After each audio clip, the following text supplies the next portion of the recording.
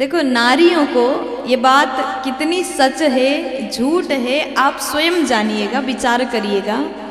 नारी को कोई भी बात यदि आप बताते हैं गोप्य रखो कह करके, तो बात गोप्य रहने वाला नहीं है। क्यों?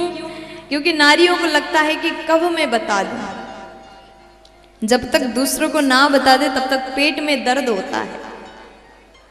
ऐसा होता है क्या? नहीं होता। आप कोई भी बात छुपा करके रख सकते हो? वाह, तो क्या बात है, तो रखना भी चाहिए। लेकिन मैंने सुना था कहीं कहीं कि नारियों को कोई भी गोप्य बात बता दो, बात ऐसा लगता है अपने ससुराल की कोई बातें हो तो ऐसा लगता कब मैं मायके में माँ को बता दूं। पति ने कोई बात कहा, ये बात किसी को मत बताना।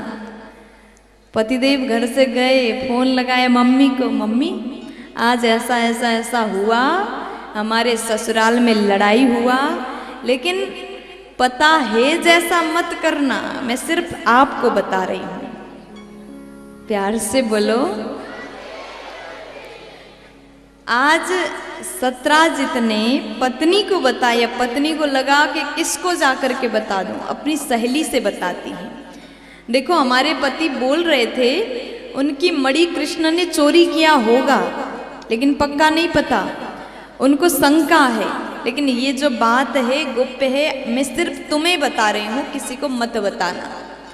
अब उसकी भी एक और सहेली थी, सहेली ने दूसरी को, दूसरी ने तीसरी को, धीरे धीरे धीरे धीरे बात सब में फैल गया, सबके कान में पहुंचा और ये बात भगवान कृष्ण तक पहुंचा। करणे करणे जपन जनाहा, भगवान को बड़ा बुरा लगा। सत्राजित ने क्या कहा था, कृष्ण ने मणि चोरी किया होगा, लेकिन जैसे भगवान के कान तक बात पहुंचा, सत्राजित बोल रहे हैं कृष्ण ने मणि चोरी कर लिया। दुनिया में ऐसा ही होता है, आप कुछ भी बोलो। मैंने आपको एक कोई बात बताया तो आप दूसरों को सुनाते समय उसमें थोड़ा सा ऐड करते हो, होता कि नहीं ऐसा? अच्छी बात हो तो उसको कम करके बताते हैं, अगर बात खराब हो तो उसको बड़ा चढ़ा करके मसाला मिर्च लगा करके फैलाते हैं, छोटी सी बात को भी पहाड़ की तरह बनाते हैं। इसलिए मैं निवेदन करूंगी, कभी भी अपनी घर की गोप्य बातें, चाहे अपने परिवार में कितना भी लड़ाई हो जाए, सास पसंद नहीं है, देवरानी पसंद नहीं, जेठानी पसंद नहीं, बहू पसंद नहीं, लड़ाई हो गया है, लेकिन वो बातें गुप्त रखिए। आपने अपनी घर की चर्चा बाहर कर दिया तो बाहर वाले चाहे कितने भी आपको अपनत्व दिखाए, वो कभी अपने होने वाले नहीं हैं। दुख के घड़ी में आपके अपने ही काम आते हैं। आपके बालक को कुछ हो जाए, बीमार हो जाए, तो कोई बाहर वाले आकर के उपचार करने वाला नहीं है। करने वाले केवल घर के लोग, चाहे कितने भी लड़ाई करें, अपनों के साथ में अच्छे से रहिए, कभी किसी की बुराई मत करिए। प्यार से बोलो। अब यहाँ पर जैसे भगवान ने सुना कि कृष्ण ने मणि चोरी कर लिया, भगवान को आज बड़ा बुरा लगा। बचपन में सब कोई माखन चोर कहते थे, तब भगवान को बुरा नहीं लगता था, क्योंकि माखन चोर प्रेम से कहते थे। आज मणि चोर का आरोप लगा है।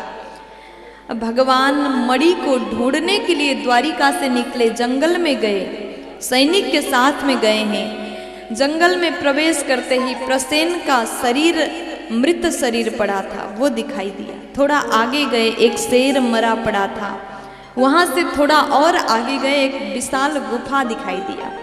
सैनिक से भगवान बोले कि आप लोग यहीं रहना, मैं भीतर जा रहा हूं, और मैं भीतर से 15 दिन तक यदि बाहर नहीं आया तो आप लोग द्वारिका चले जाना। सैनिक बोले ठीक है। भगवान कृष्ण भीतर जैसे प्रवेश करते हैं, भालू की कन्या जाम्बवती उस मणि के साथ में खेल रही है। जैसे भगवान को देखा, जाम्बवती रोने लगी। तम पूर्वम नरम दृष्ट्वा धात्री चुक्रोशभीतवत्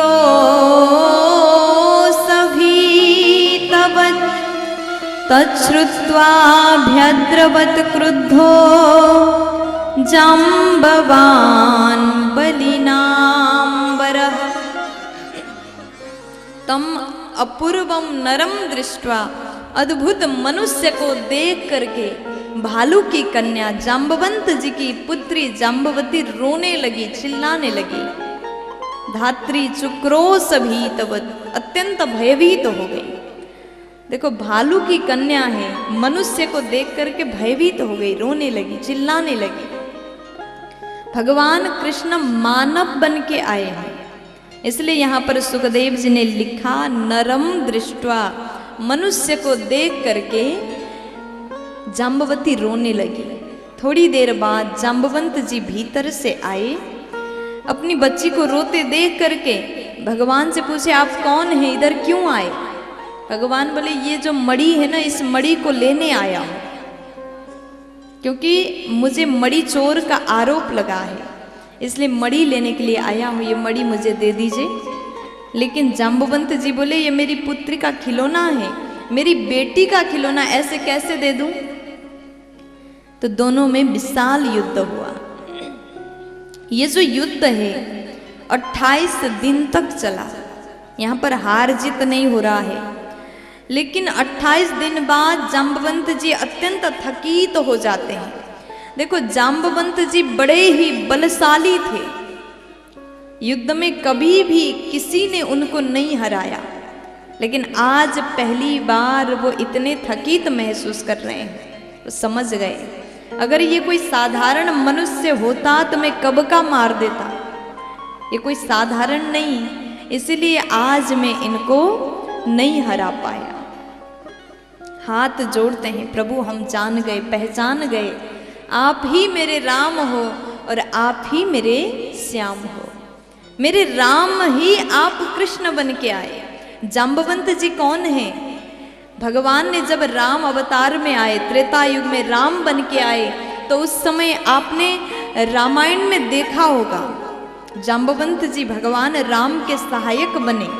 उस समय जब भगवान अपने बाहु को दिखाते थे, रावण के साथ में युद्ध करने के लिए तैयार होते थे, भगवान के भुजाओं को देख करके जाम्बवंत जी कहते थे कि प्रभु मेरे साथ में युद्ध करिए, मेरा इच्छा है कि मैं आपके साथ युद्ध करूं।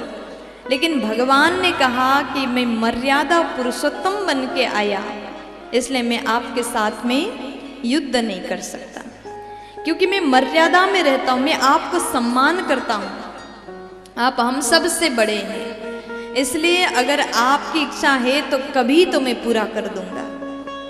वही इच्छा कृष्ण बन के आए और भगवान ने पूर्ण कर दिया। प्यार से बोलो।